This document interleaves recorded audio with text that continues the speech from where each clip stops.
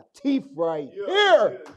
What's good? What's good? PlayaTshow for Everything sure. is everything, man. Glad to have you back. Like I said, it's been 13 big ones. But what I like about saying that is that Latif, you haven't stopped either. Still here, baby. I'm still here.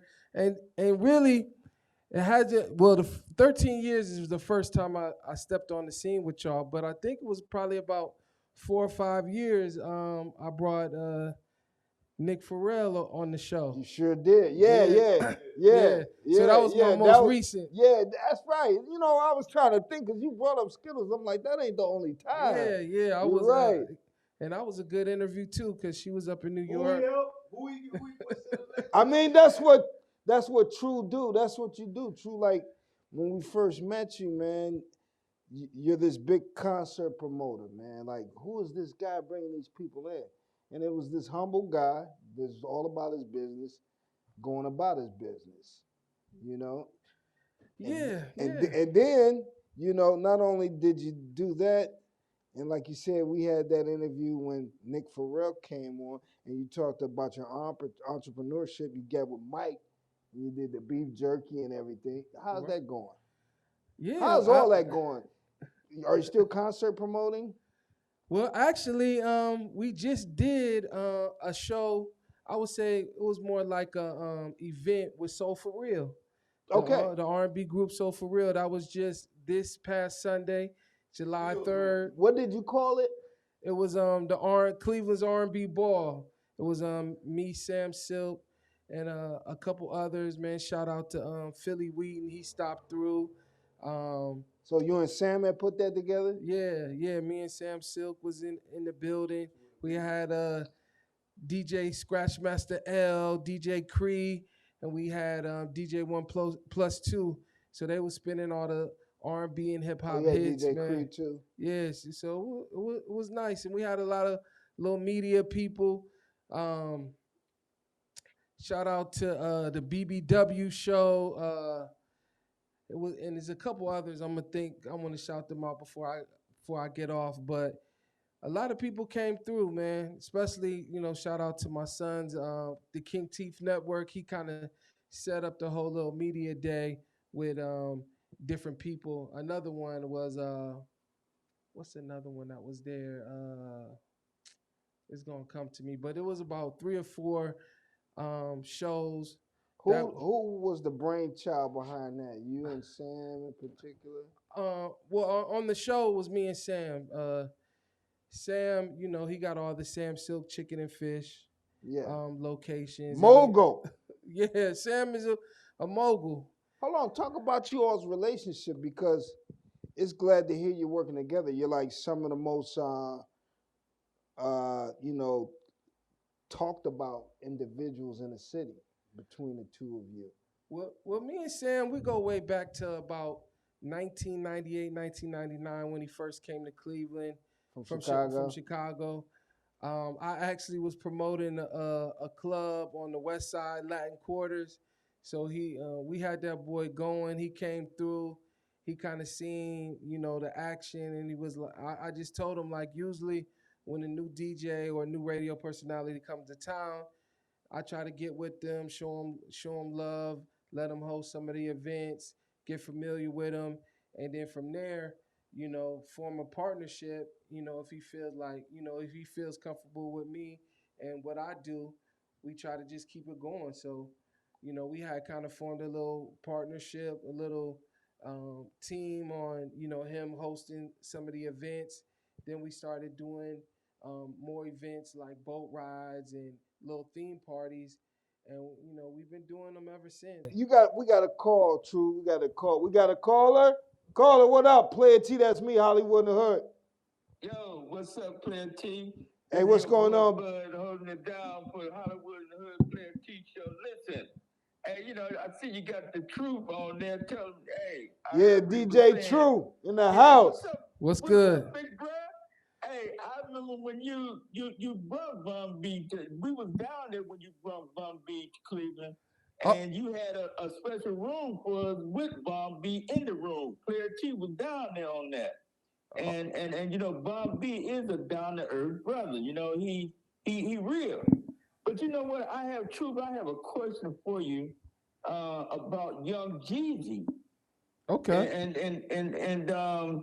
it's always been a big question for me because no one knew who Young Jeezy were except the people in Cleveland. And you kept bringing him. Was it you that was bringing Young Jeezy to Cleveland constantly, or were it a bunch of you guys doing it? Well, there was several promoters that brought Young Jeezy, but I know I was involved with one of the shows at the Metropolis a while early 2000s. Shout out to my man. It's a promoter out of Detroit. His name is C. He brought Young Jeezy, and that was a great show. Then I also like the very first time I even was messing with Young Jeezy, some dudes in Akron that I messed with that did some business with him. They brought him, Young Jeezy, to the Giannis Night Center, and that's when he was just fresh out the gate, hot as fish grease. So between that first date in Akron and pretty much that last date that I was involved with in Cleveland, you know, there's been some dates in between, but Cleveland always rocked with Young Jeezy, man. You know, he was just hot, and he always put on a good show. But I'll give you that Cleveland rocked with Young Jeezy, but they really started to rock with Gucci Mane harder, though. Yeah, well, you know, what I noticed is that by us being at Obama inauguration, and we was playing the song my president is black, and no one there knew who Young Jeezy were. And people in Atlanta, we go to Atlanta, and most people in Atlanta didn't know who Young Jeezy was. And that's where he was from. But everybody knew who he were in Cleveland. Well, You know, I give it up to Cleveland because Cleveland is kind of like these artists' second markets. Like when Mike Jones blew up, people actually thought Mike Jones was from Cleveland, but he was from Texas. You know, we put on all that kind of Jay-Z, Biggie. I mean, I'm hearing about these guys, and I never heard of them before. Yeah, so Cleveland does a lot with a lot of different artists from the South, from Texas.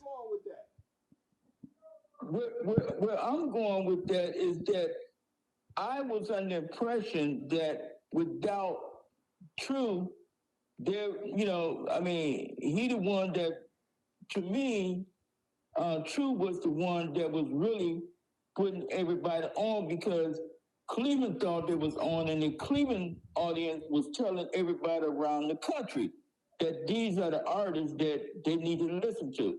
But in those artists' own town or city, the people did not know who they were.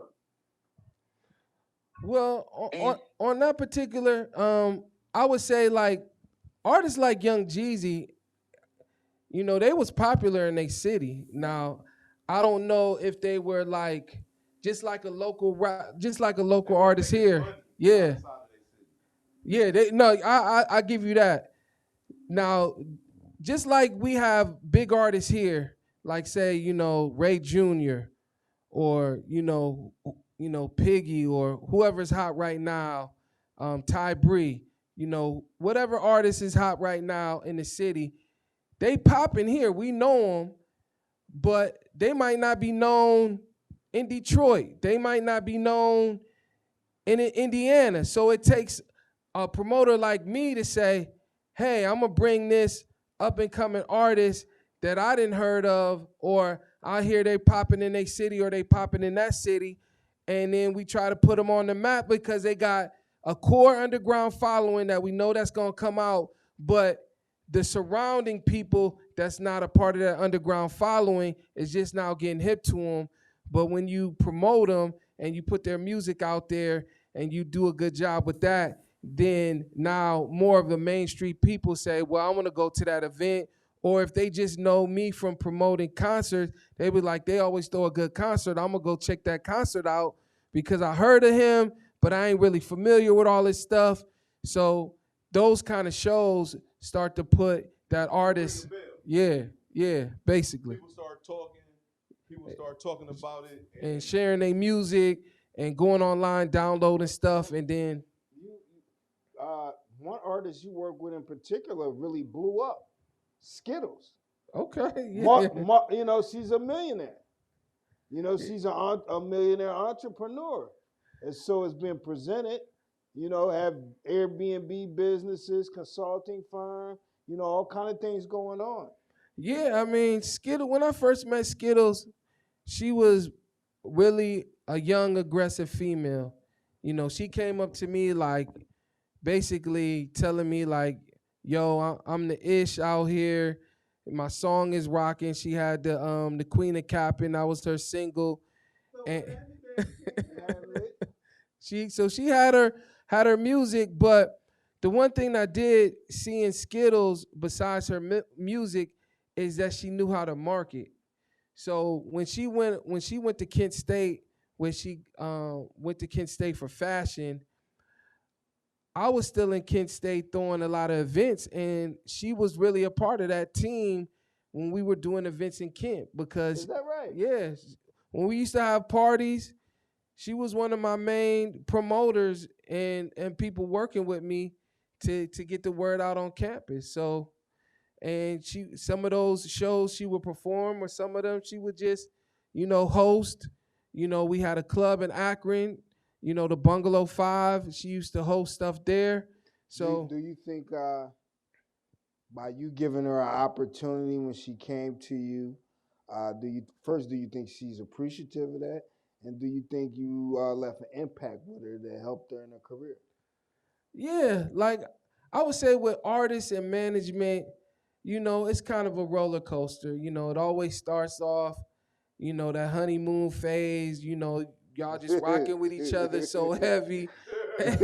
And then once, reality sets in, or once you start giving that spark or that energy, then they're going to get other people looking at them and other people saying, I could do this, I could take you there.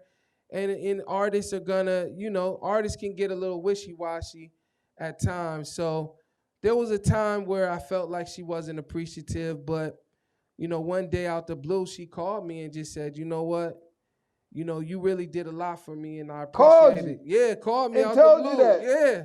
Ah! Millionaire Skittles called me out the blue. Ah! So, I appreciated that. So how did that make you feel, True? Like, this a successful person that you worked with early on. Like I said, you gave an opportunity, and and you just stayed down with them, and they were able to blossom, and you felt a certain kind of way. You didn't feel appreciated, and then she calls you out the blue.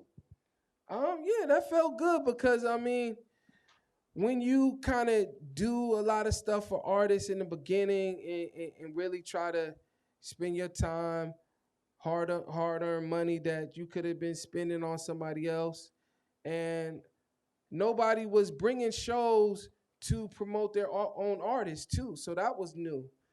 Bringing a big show, then having your camp open up for that show. They get national recognition out the gate. You know what I'm saying? And sometimes they do get spoiled. They think they earned that, but it was really given to them. And it kind of blossom and make them, bigger than they really are. So then other people are seeing them. So then, they kind of be like, oh, yeah, I'm on to the next move or whatever. But when they really sit down and think about it, a lot of artists will say, yo, he did, put me on. He did do a lot for me. And I think that might have been that moment. Because like I said, we hadn't talked in a while. More than one city. I'm talking about Cleveland. I'm talking about Akron. I remember having like Soulja Boy, opening up for Soulja Boy. Who else? MGK was doing something with y'all at that time. Yeah, shout out to MGK. Some of everybody. My man Trina. Dante Airbrush, he actually was MGK's first manager. And Sly Airbrush. Yeah, I remember that. Dante used to have him down there, slide entire city in the airbrush spot anytime anybody came to town. So that's huge to even have worked with an artist that's like, now, MGK is considered like a mega superstar, doing arena tours. I wonder if think he he's calls coming back. Sly and thinks Sly, you know. He's out there with him, I believe. Well, I know in Miami, I seen a post of him. They was in the skybox at the MGK show. So Okay. and then I give it to MGK. I seen him like before COVID hit. I went to one of his shows at the Rocket Mortgage Field House. You know, got backstage. Man, he hugged me, dapped up. You know, he wasn't acting Hollywood like he didn't know me. Dressed me by my name and all that. So. You know, MGK, you know, real dude.